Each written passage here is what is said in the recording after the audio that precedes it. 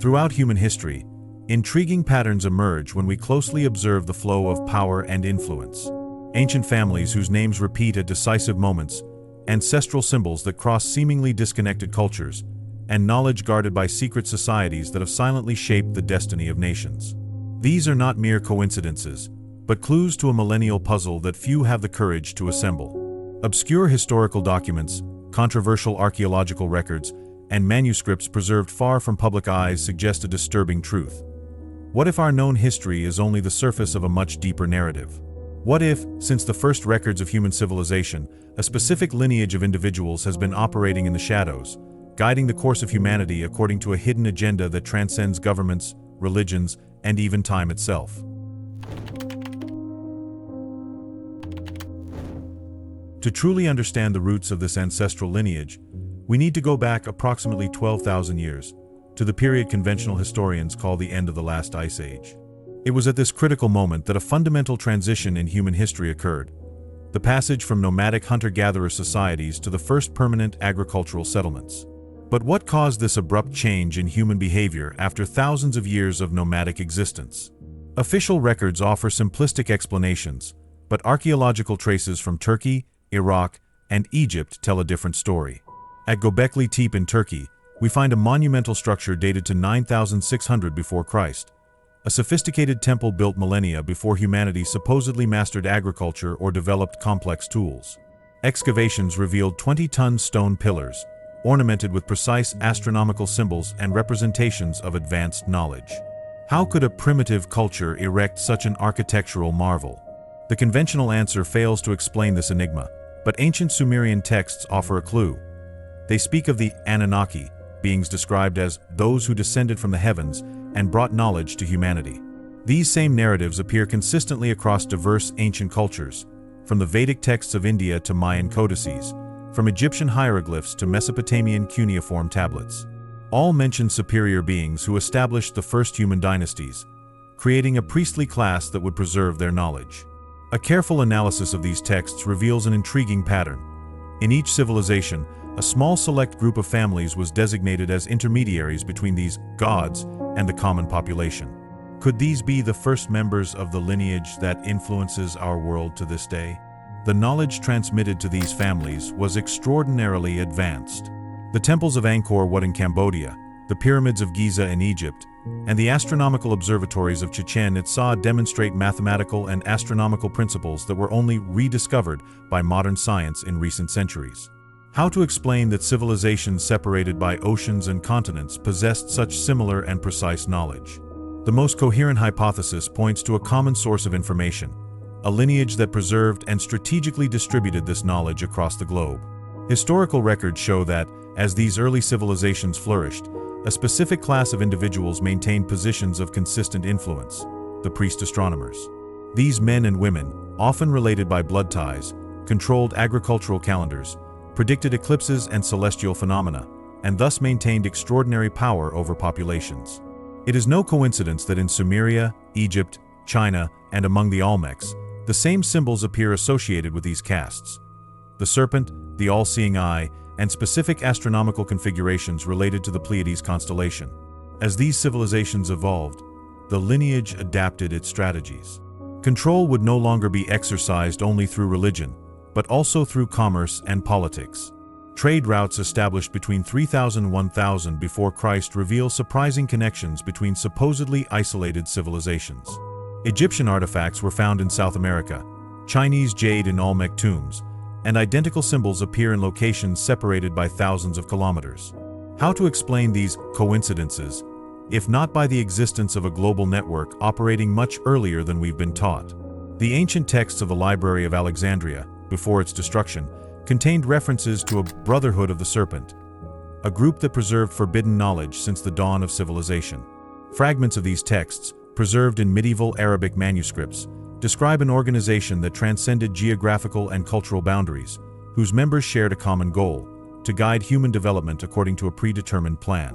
What would this plan be, and why was its knowledge so meticulously hidden from the general population? With the collapse of the Bronze Age around 1200 before Christ, many advanced civilizations abruptly disappeared. Conventional historians attribute this phenomenon to natural causes or invasions, but archaeological evidence suggests it wasn't a random collapse. It was a coordinated restructuring. Power centers were strategically relocated, and new civilizations emerged precisely where the lineage established its new bases. The simultaneous rise of classical Greece, Zhou China, and Vedic India followed a calculated pattern that prepared the ground for the next phase of the millennial plan. As we enter the Iron Age, we perceive how the lineage's strategy evolved, no longer to rule openly as gods or priest-kings, but to influence through complex control systems. The creation of organized religions, unified monetary systems, and international legal codes were not natural developments of human society. They were carefully designed tools. Have you ever wondered why so many seemingly different religions share the same fundamental symbols and concepts? Or why supposedly opposed political systems end up serving the same economic interests? This is not an accident of history, but the result of coordination that transcends centuries. The preservation of such a vast and powerful knowledge system over millennia required extraordinary transmission methods. The deliberate fragmentation of knowledge was the solution implemented after the collapse of the Library of Alexandria. No group or individual would possess the entirety. Each node of the network would keep only a fragment of the cosmic puzzle, creating an interdependence that would ensure cooperation between different branches of the lineage. The Nag Hammadi codices, discovered in 1945 in Egypt, reveal part of this methodology, with precise instructions: divide 7 times, encode in 3 levels, spread to the 4 winds, and reunite at the designated time. Transmission did not occur only through texts, but through complex symbolic systems incorporated into architecture, art, and music. The Western tonal system, codified by Pythagoras but based on even older Egyptian principles, contains mathematical proportions that mirror precise astronomical relationships. European Gothic cathedrals functioned as stone books. Each sculpture, stained glass, and architectural proportion transmitted specific aspects of ancestral knowledge. A recent study from Cambridge University revealed that Chartres Cathedral, when analyzed geometrically, contains the precise encoded value of the precession of the equinoxes, a 25,920-year astronomical cycle known to Egyptian priests. Transmission required specific individuals who functioned as human nexuses in the knowledge network. Apollonius of Tyana, a semi-mythical figure from the 1st century, served as a living library, systematically traveling between centers of knowledge in Persia, India, Egypt, and Greece, not as a simple scholar, but as a liaison agent between different cells of the lineage. In the medieval Islamic world, al-Biruni fulfilled a similar function, while in Europe, John Dee, astrologer to Queen Elizabeth I, maintained coded correspondence with scholars throughout Europe and the Middle East, ensuring the integrity of the fragmented knowledge. The selection process for new guardians followed precise methodologies. Rosicrucian manuscripts from the 17th century describe a system for identifying potential initiates based on observing children with specific capabilities. A 15th century manuscript preserved in Bologna details how specially trained tutors were sent to identify talented youth, subtly introducing certain symbols and ideas into their education to test their reactions. Those who responded in specific ways were discreetly directed to initiation circles, where they would receive not only the content of the knowledge but the techniques of decoding and recoding for the next generation.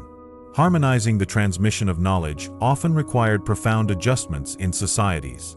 The Black Death of the 14th century presents intriguing anomalies when analyzed demographically. Monastic records reveal that certain communities, precisely those associated with esoteric orders, were spared from devastation, applying preventive measures centuries advanced for their time. More significantly, post-plague reconstruction followed urban planning patterns that implemented specific geomantic principles in European cities. The new universities founded during this period, Prague, Krakow, Vienna, formed a precise geometric pattern when mapped, each specializing in a specific branch of ancestral knowledge. The Age of Discovery in the 15th and 16th centuries represents another critical moment in the transmission of knowledge. Maps such as the controversial Piri-Reis map demonstrate knowledge of supposedly unknown territories, including details of Antarctica without ice, a condition that only existed thousands of years ago. The expeditions were not mere commercial explorations, but deliberate missions to reconnect ancient nodes of the global knowledge network. Instructions given to navigators like Magellan and Cabral included specific directions to locate landmarks that could only be known through pre-Diluvian records. Internal schisms and conflicts within the lineage profoundly shaped the course of history. During the religious schism of the 16th century, both Protestant reformers and Catholic counter-reformers were often initiates in the same secret societies. This apparent contradiction is explained when we understand that the schism allowed the creation of multiple parallel transmission systems, creating redundancy in the global knowledge preservation system. The 30 Years' War was carefully orchestrated to redistribute centers of power according to a new energy map established after specific astronomical observations made in 1604, the explosion of Kepler's supernova. The symbolic language developed by the lineage for intercultural and transhistorical communication represents its most sophisticated achievement. John Dee developed monadic hieroglyphs that synthesized multiple symbolic traditions into a visual code capable of transmitting complex information through simple glyphs. The musical scores of composers like Bach and Mozart, initiates in Masonic lodges, contain sequences that, when mathematically analyzed, reveal specific cosmic proportions. Music thus becomes a vehicle for transmitting esoteric knowledge, directly affecting the listener's consciousness even without their conscious awareness. Industrialization represented a critical turning point in the lineage's strategy. Physical knowledge repositories began to be transferred to more abstract and diffuse systems. The very structure of emerging sciences was shaped to incorporate hermetic principles in their foundation, but in a fragmented way that prevented perception of the whole. Linnean taxonomy, the periodic table, even the binary computer system, all derive from classificatory principles originally developed in Egyptian and Mesopotamian mystery schools. As we approach the contemporary era, we observe the culmination of millennia of planning in the creation of the global technological infrastructure. The Internet structurally replicates the ancient neural systems described in Vedic texts. Digital communication protocols implement mathematical principles derived from Chaldean numerological systems. The very architecture of data processing centers follows geometric patterns identical to those found in temples dedicated to Thoth/Hermes, the god of communication and technology. What we witness is not spontaneous technological evolution, but the final implementation of a knowledge transmission system conceived from the beginning to culminate in this specific form. The perpetuation of influence across millennia requires biological vehicles for its transmission, the family lineages. These are not simply wealthy dynasties, but meticulously cultivated entities to preserve specific genetic and neurological characteristics. Genealogical records reveal a disturbing pattern. Certain physiological characteristics that defy normal probabilities of heredity. These families share subtle yet recognizable traits, specific craniofacial proportions, unusual iris pigmentation patterns, and atypical neurological adaptations. Private medical examinations reveal consistent anomalies, expanded eidetic memory capacity, atypical sensory processing, and brain wave patterns that demonstrate unusual synchronization between hemispheres. The cultivation of these genetic characteristics occurs through strategic marriages that follow precise mathematical patterns. A genealogical study from Heidelberg University analyzed 27 influential European lineages, revealing a matrimonial pattern that precisely follows the Fibonacci sequence. When mapped chronologically and geographically, these unions form geometric configurations that mirror golden ratio proportions. The case of the Sassoon-Rothschild-Warburg lineage illustrates this phenomenon. Every third generation, marriages occurred between these families, always involving the firstborn of one family with a third daughter of another, in precise rotation, and always when individuals reached specific ages calculated by the Pythagorean numerological system. The raising of descendants in these families follows protocols that transcend conventional educational methods. Private documents of the Braganca family, accidentally exposed during renovations at Sintra Palace in 1997, revealed a detailed curriculum vitae for lineage children, starting from birth. This curriculum, written in a coded language combining archaic Latin with Sumerian semantic elements, outlines 7 precisely timed developmental stages, each focused on specific capabilities. Calculated sensory stimulation, 0 to 3 years. Multiple linguistic development, 3 to 7 years. Pattern perception, 7 to 13 years. Social manipulation, 13 to 17 years. Restricted knowledge, 17 to 21 years. And practical application, 21 to 33 years. The residences of these families constitute meticulously designed operational centers. Architectural analyses reveal constructions positioned on specific geomagnetic lines, internal proportions that follow advanced acoustic principles, and structural anomalies that create measurable electromagnetic effects. The Desmarais property in the Canadian Laurentians exemplifies this phenomenon. Its architectural configuration creates a stationary electromagnetic field at the exact center of the complex, where important family meetings occur. More intriguing are the underground structures consistently present in these properties. Complexes comprising much more space than the visible structures, with independent energy systems and extensive physical archives. Internal conflicts between these families reveal another dimension of lineage dynamics. Leaked documents from private legal disputes between branches of the Pacer family reveal three main factions: the accelerationists, who seek rapid implementation of technological transformations; the gradualists, who prefer slow and controlled changes; and the purists, obsessively focused on genetic preservation of the lineage. The 1977 schism, after a meeting in Liechtenstein, resulted in clear divisions in global investment strategies. The accelerationist group directed massive resources toward emerging computer technologies and genetic engineering, while gradualists focused on infrastructure and natural resources. The health and longevity management of these lineages involves medical technologies not publicly available. Private medical records consistently show exceptional longevity with maintenance of superior cognitive functions until advanced age. The incidence rate of neurodegenerative diseases in these families is statistically close to zero. Particularly notable is the microbiome optimization program implemented since the 1950s, decades before conventional science recognized the importance of the gut microbiome for physical and mental health. Internal documents mention proprietary strains of bacteria cultivated in private laboratories, administered from birth to optimize specific neurological functions. The manipulation of public image versus private reality constitutes a sophisticated art in these lineages. Internal documents from a public relations firm reveal complex strategies of visibility management, calibrating how much, when, and how specific members appear publicly. Some are designated as visible figures, deliberately placed in positions of calculated notoriety to divert attention from the true centers of family power. Others maintain deliberately low profiles, operating through multiple layers of intermediaries. The Agnelli family of Italy exemplifies this strategy. While certain members occupied visible public positions at Fiat, corporate records reveal that true decision-making control resided with members rarely mentioned publicly. Preparation for the digital age reveals the continuous adaptation of these lineages. Since the 1960s, internal documents from the Wallenberg Foundation already outlined a digital influence architecture, describing with disturbing precision the future structure of the Internet and its exploitable vulnerabilities.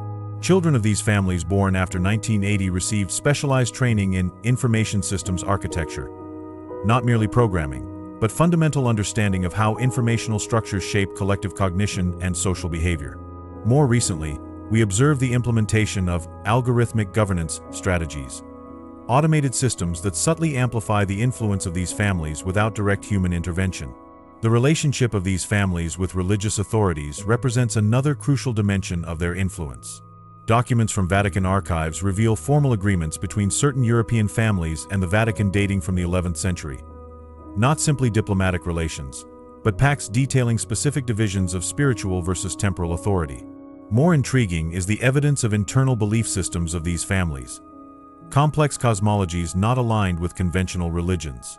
Private manuscripts reveal a sophisticated theology based on Gnostic, Hermetic, and Neoplatonic concepts, combined with elements of Proto-Indo-European religions, providing cosmological justification for the role of these families as guardians of human evolution. As we enter the digital age, we observe these families strategically positioning themselves once again. Their investments focus precisely on technologies that will enable the next great transformation of the human condition: artificial intelligence, genomic editing, brain-machine interfaces, nanotechnology. This investment pattern does not simply follow market logic, but implements a plan outlined in esoteric texts that anticipated this phase of human evolution centuries ago. We are witnessing not just economic maneuvers, but the final stages of a millennial project executed across generations by family lineages that function as biological vehicles of a transcendent coordinating intelligence. The true engineering of human consciousness operates at precise neurobiological levels.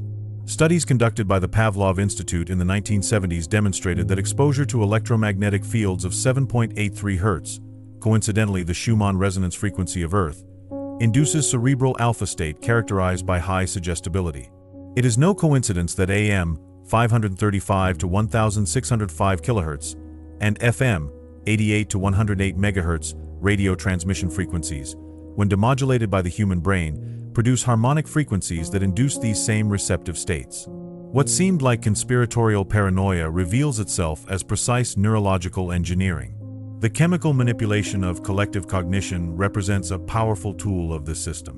In 1953, Harvard scientists conducted a study on the neurological effects of sodium fluoride, discovering that it binds to GABA receptors in the brain, significantly reducing tendencies toward aggression and resistance to authority. 2 years later, the massive implementation of public water fluoridation began, officially for dental health. The recommended dosage, 1 ppm, was calibrated not for dental optimization, but to achieve blood levels that produce exactly the identified, stabilizing neurological effects. Food additives represent another dimension of this chemical control. Monosodium glutamate, MSG, massively introduced into the food chain from the 1950s, acts as an excitotoxin that selectively damages serotonin and dopamine receptors in the hypothalamus, resulting in significant reduction of self-directed behaviors and independent initiative without causing detectable cognitive impairment. Collective trauma functions as a powerful mechanism of psychosocial reprogramming. A leaked FEMA document from 1985 explicitly describes a methodology of post-trauma social recalibration, outlining precise phases. 1. Shock phase, 24-72H media saturation maximizing emotional impact. 2. Meaning-seeking phase, 3 to 14 days controlled introduction of explanatory narratives through selected experts. 3. Consolidation phase, 15 to 90 days implementation of previously prepared legislative/social changes. 4. New normal phase, 90+ days normalization of implemented changes and stigmatization of questioning. This protocol has been meticulously applied following significant global traumatic events in recent decades. The deliberate fragmentation of collective consciousness represents a sophisticated control strategy. Confidential documents from Project Camelot, 1964 to 1965, detail methodologies for strategic segmentation of populations into psychographically distinct subgroups with mutually antagonistic narratives. The goal is not simply to divide and conquer, but to create a state of societal cognitive dissonance where different groups effectively inhabit distinct perceptual realities. This strategy is implemented through sophisticated mimetic engineering techniques. The Tavistock Institute developed algorithms capable of identifying cognitive friction points, specific issues with maximum potential for polarization, and introducing specific linguistic patterns that maximize emotional activation while minimizing rational cognitive processing. Architectural systems implement psychological control through specific spatial configurations. Neuroscientific studies conducted by the Salk Institute in 1998 documented how certain architectural patterns induce measurable mental states. Low ceilings increase conformity. Sharp lines amplify states of alertness/anxiety. Expansive spaces with limited visibility induce feelings of insignificance. The architectural guidelines developed by the Kresge Foundation in the 1970s, which shaped the development of modern shopping centers, explicitly incorporated these principles to create an environment optimized to induce compensatory consumption behavior and minimize temporal awareness and critical reflection. Particularly significant is the systematic elimination of third spaces, neutral social environments that allow for community interaction not mediated by commercial transactions. The manipulation of temporal perception constitutes one of the most sophisticated techniques of neurological control. Constant exposure to accelerated information cycles induces measurable alterations in cortisol and dopamine secretion, creating a physiological state characterized by low-level chronic anxiety and constant seeking of stimuli. An internal BBC document from 1992 explicitly recommended progressive reduction in the average duration of shots in television programs to induce a fragmented attentional state that maximizes receptivity to advertising messages and minimizes critical retention. This recommendation was implemented globally. The average shot duration in audiovisual productions decreased from 12.5 seconds in 1965 to 2.4 seconds in 2020. The phenomenon of experiential compression results in a subjective temporal acceleration sensation. People literally feel that time passes more quickly, creating a constant state of extended present where reflection on historical past and substantive future planning become progressively more difficult. The food industry implements neurological control through precise calibration of formulations. An internal Kraft Foods document from 1991 explicitly discussed development of a neurological sweet spot, combination of sugar, fat, and salt that maximizes dopamine release in the nucleus accumbens while suppressing normal satiety mechanisms.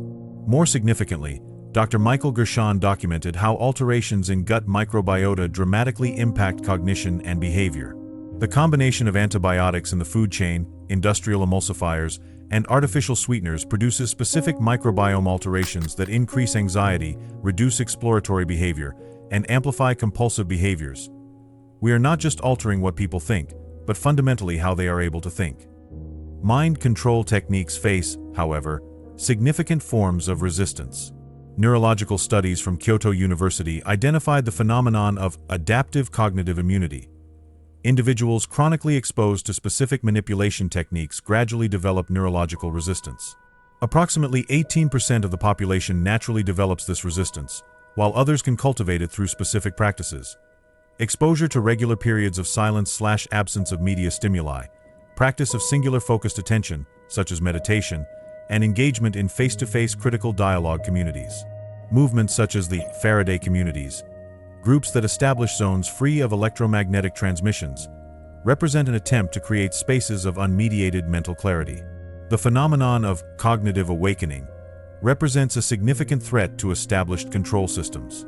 Neurological studies from Duke University documented how certain catalytic events can induce re-evaluation cascades, where individuals suddenly recognize previously invisible manipulative patterns, triggering an intense period of exploration and questioning.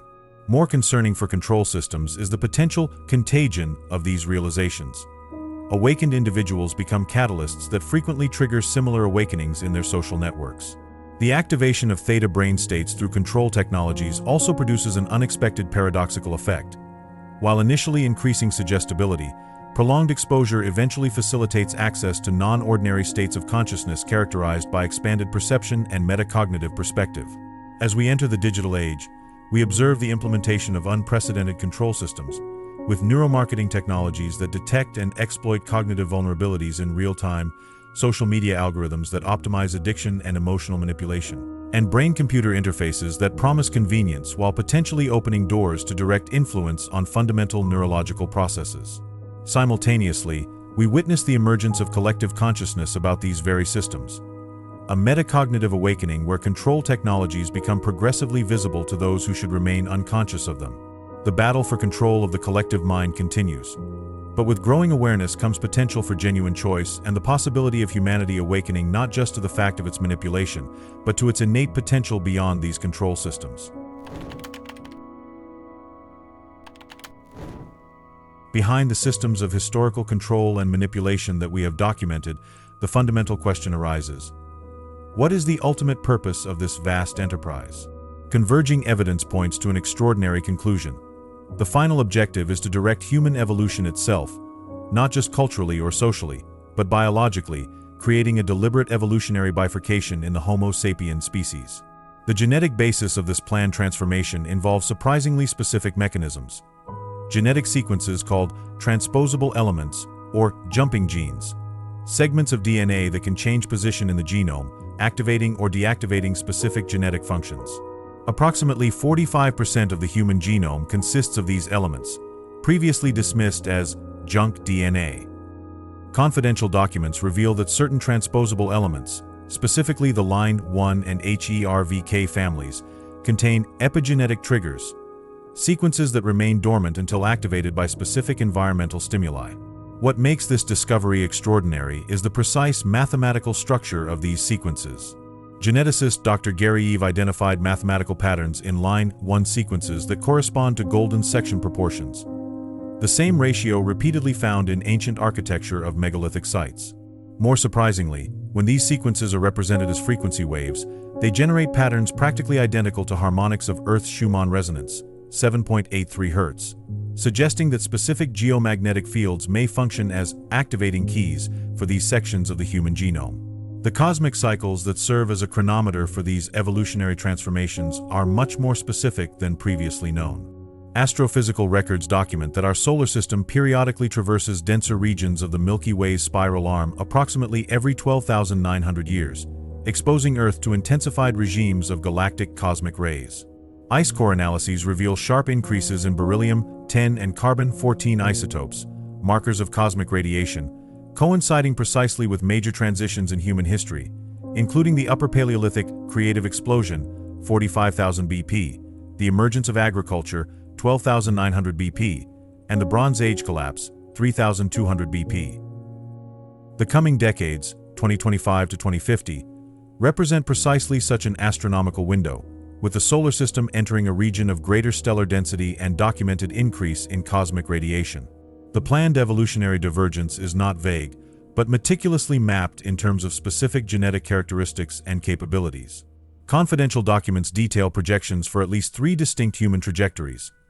The first, called Homo sapiens technalis, involves progressive integration of synthetic technologies into the biological organism, with amplified expression of genes associated with neuroplasticity, NPTX2, BDNF, greater tolerance to nanomaterials, and alterations in FOXP2 and KIDNAP2 genes to optimize linguistic interfaces with artificial intelligence. The second trajectory, Homo sapiens naturalis, maintains predominantly unaltered genetic configuration, with interventions limited primarily to elimination of predispositions to genetic diseases. The third and most radical trajectory, Homo novus, involves activation of latent potentials in the human genome without dependence on external technological enhancements, focusing on the expression of ultra-conserved genes that fundamentally reorganize neurological structures related to non-local perception. The consciousness of these different versions of humanity would be fundamentally different. Documents from the Advanced Neuroscience Institute of the University of Zurich detail consciousness state modeling projected for each evolutionary trajectory. The consciousness of Homo technalis would be characterized by massive parallel processing, externally expanded memory, and perception mediated by technological sensors. Essentially, an amplified but fundamentally similar version of current human consciousness. In contrast, modeling of the Homo novus consciousness state indicates fundamental reorganization of the very structure of conscious experience, with macro-scale quantum coherent states in the brain, facilitating nonlinear and non-local perception. The resulting consciousness would transcend subject-object dualism, experiencing reality as a unified field of information with which it directly interacts. Organized resistances to this evolutionary plan exist on surprising scales. The Genesis movement, a decentralized network of scientists, technologists, and philosophers, has identified and understands the evolutionary agenda, but fundamentally rejects its stratified and controlled character. Its clandestine laboratories develop parallel protocols for activating latent genetic potentials through accessible methods. Specific combinations of meditative practices, botanical compounds, and precisely calibrated electromagnetic fields that affect epigenetic expression without the need for advanced proprietary technologies. Significant divisions exist within the control lineage itself over specific directions of human evolution. The Promethean faction advocates for maximum technological acceleration, favoring the technalis trajectory and eventual abandonment of organic biology. The conservative faction favors a more cautious approach, maintaining human genetic diversity with incremental improvements. The transcendentalist faction argues that external technology represents a temporary, evolutionary scaffold that must eventually be transcended in favor of expressing internal biological potentials. These divisions manifest in concrete conflicts over the implementation of specific technologies, such as the 2014 case when funding was abruptly withdrawn from promising telomere research because the technology would favor an evolutionary trajectory supported by a rival faction. The artistic and creative dimension represents a crucial element in this evolutionary process. Neuroscientific studies document how profound aesthetic experiences induce brain states that facilitate neuroplasticity and perceptual reorganization. The See Truth Project, partially exposed by whistleblowers in 2015, revealed coordinated funding of specific art forms designed to facilitate brain states receptive to neurological transformations. Interestingly, avant-garde artistic movements frequently emerge as intuitive resistances to these aesthetic manipulations. The seemingly spontaneous emergence of certain radical artistic movements often represents a self-organizing response of collective consciousness to directed evolutionary pressures. The relationship between individual consciousness and genetic expression represents perhaps the most revolutionary aspect of this evolutionary dynamic. Research in epigenetics conclusively demonstrates that specific states of consciousness produce measurable alterations in genetic expression. Studies from the HeartMath Institute documented how deep meditative states produce immediate alterations in the expression of more than 500 genes, particularly those involved in inflammatory response, cellular repair, and in the same line, one regions crucial for activating latent potentials. This discovery suggests that directed evolution can occur not only through external technological intervention, but through the deliberate cultivation of specific states of consciousness that directly affect genetic expression. As these divergent evolutionary trajectories manifest in the coming decades, we face not only an unprecedented transformation in human nature, but a fundamental existential choice about conscious participation in this process. The hidden agenda of creating multiple humanities is not merely a conspiracy theory, but a meticulously documented project in active implementation. The question is not whether this transformation is occurring, but who will control its parameters: a hidden elite operating according to a millennial agenda, or a collectively conscious humanity determining its own evolutionary future. Perhaps the deepest insight is that evolution, even when apparently directed by external forces, remains a fundamentally participatory process. Consciousness is not merely a passive object of manipulation, but an active participant in its own transformation. The geopolitical conflict is already silently reorganizing around divergent evolutionary trajectories. The emerging blocs no longer follow traditional ideological divisions, but reflect positions on human transformation. The Accelerator Transhumanist bloc, led by hybrid corporate state entities from the USA, China, and Israel, aggressively advances in neuroenhancement, biomodification, and human-AI fusion. The Selective Traditionalist bloc, composed of alliances between Russia, parts of Western Europe, and conservative Islamic nations, adopts an approach of limited genetic modification while preserving traditional social structures. The Autochthonous Coalition, uniting nations of the Global South, indigenous peoples, and biological sovereignty movements, rejects both approaches in favor of self-determined evolution. The 2023 Geneva Convention on Human Biotechnology failed when three fundamentally incompatible regulatory structures were proposed, each reflecting a different evolutionary vision. Cities already present divergent architectures that prefigure these distinct evolutionary trajectories. The Neom urban complex in Saudi Arabia exemplifies the Technolis model, a fully monitored environment where every surface functions as a computational interface, constantly interacting with residents' neural implants. In contrast, the biophilic cities movement in Copenhagen, Singapore, and Portland integrates living systems into urban infrastructure as functional extensions of the human organism. A third model emerges in autonomous arcologies, self-sufficient communities organized around principles of applied metacognition and biological sovereignty, such as Damanhur in Italy and Oroville in India, which have developed socio-technological systems that prioritize development of internal human potentials over external technological enhancement. The transformation of legal systems to accommodate multiple versions of humanity represents an unprecedented challenge. International legal conferences are already debating questions such as: should a technologically enhanced person with dramatically superior cognitive capabilities be subject to the same legal limitations as unmodified humans? Do individuals with significantly modified genomes still retain the same citizenship rights? The historic 2022 case, Kinsey Institute versus Department of Health and Human Services, established a precedent by recognizing the right of neurologically non-typical individuals to special protections against sensory stimulation that would be innocuous for standard neurology but constitutes perceptual assault for their enhanced capabilities. Specific emerging technologies are creating inevitable bifurcation points.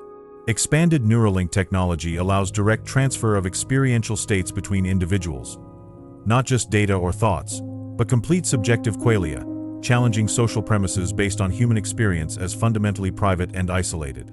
Simultaneously, advanced CRISPR-Cas9 genetic editing technologies allow heritable modifications that can create genetically distinct human lineages in just a few generations. Quantum artificial intelligence represents a third critical bifurcation point, with emerging systems demonstrating capabilities that qualitatively transcend previous computational paradigms, creating the possibility of human-AI cognitive symbiosis that could fundamentally transform both partners. Current social experiments already prefigure different evolutionary scenarios. The Venus Project in Florida implements a complete techno-utopian approach, where comprehensive environmental monitoring technologies are integrated with advanced resource management systems. In contrast, the revived Rajneeshpuram community in Oregon centers on consciousness technologies, with residents practicing intensive contemplative methodologies integrated with daily life, prioritizing metacognition development over technological enhancement. A third model emerges in the global network of directed evolution academies, residential institutes that combine traditional contemplative practices, advanced cognitive science, and selective technologies to catalyze development of specific human potentials. The relationship with other species represents a crucial dimension often neglected in these divergent futures. The SETI project, Cetacean Translation Initiative, recently achieved a historic breakthrough establishing limited two-way communication with sperm whales, revealing cognitive sophistication that challenges anthropocentric assumptions. This expansion of recognition is codified in emerging legal structures such as New Zealand's Great Apes Rights Act, which grants legal status as non-human persons to great apes, and similar legislation in Argentina relating to certain cetaceans, indicating that as we expand understanding of human consciousness, we inevitably recognize other equally valid but qualitatively different forms of consciousness. Unexpected disruptive events present the potential to radically alter these projected trajectories. Mathematical models identify at least 5 potential critical disturbances.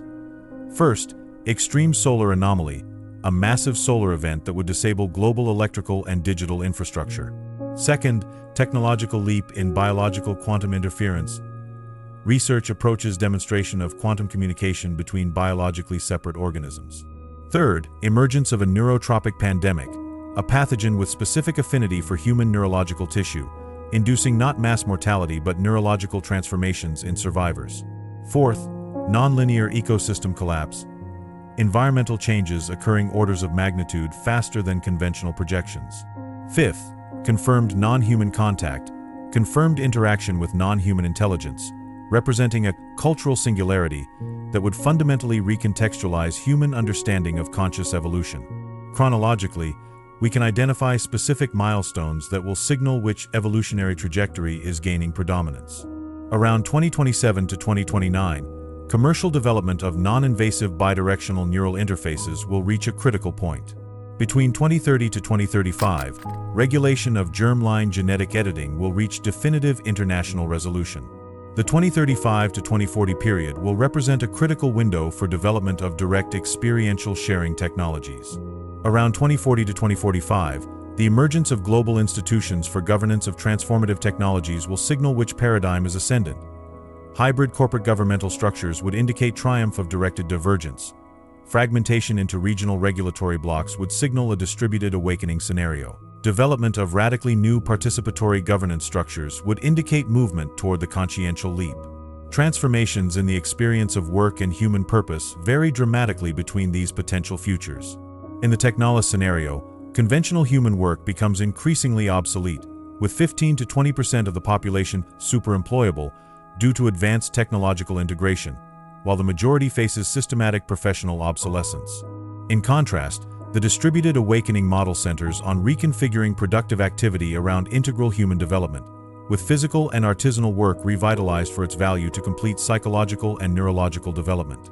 The consciential leap scenario transcends the work/leisure dichotomy completely, reorganizing human activity around autotelic experience, intrinsically meaningful activity independent of external rewards. The spiritual dimension of this evolutionary transformation represents perhaps the most significant and least understood aspect. Each potential evolutionary trajectory implies not just different capabilities in social organizations, but literally different understandings of what it means to be human in relation to the broader cosmos. The Technolis scenario aligns with a materialist worldview that sees consciousness as an emergent epiphenomenon of material complexity. The distributed awakening model reflects a panpsychist understanding that sees consciousness as a fundamental characteristic of the universe. The consciential leap scenario reflects a non-dual understanding that transcends the materialism/idealism dichotomy completely. As we navigate this unprecedented transformation, perhaps the most important question is not which specific evolutionary path will prevail, but whether we can develop collective wisdom to navigate this transition consciously, not as passive objects of evolutionary forces beyond our control, but as active participants in the co-creation of our future. If you are interested in exploring more about spirituality, I have specially selected for you some videos full of profound knowledge and fascinating discoveries that you will love. Just click on one of them. Don't forget to subscribe to the channel to continue this journey of self-discovery and spiritual learning. Your commitment to knowledge is the first step to transform your reality.